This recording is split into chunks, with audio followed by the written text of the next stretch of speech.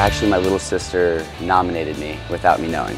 And then I woke up like 3 weeks later, late January, to a phone call from California. So I thought like it was my boys playing a prank on me, like someone was joking around with me, but sure enough I called back and they asked me to go through the process, the application steps, and one thing led to another and I ended up getting casted. Having to be the role model to my younger 4 siblings, because that was not fun, because I was always made example of, so that was kind of a terrible job. How much should someone spend? I don't know. I think it depends on what type of relationship you have. I mean, everyone varies. Some people aren't very materialistic, and it doesn't matter. Some people are.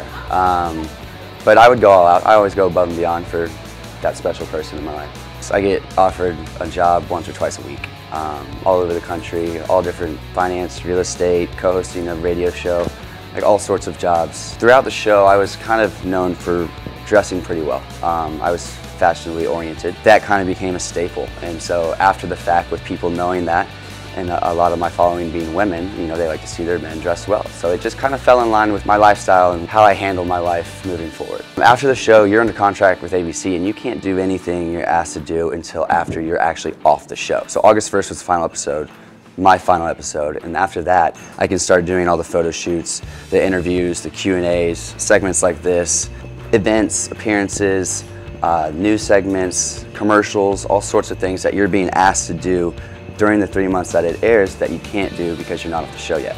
I had just quit my job. I had been pushing out my resume and filling out applications since about December. So I had 3 opportunities, one in Chicago, one in LA, and one in Atlanta.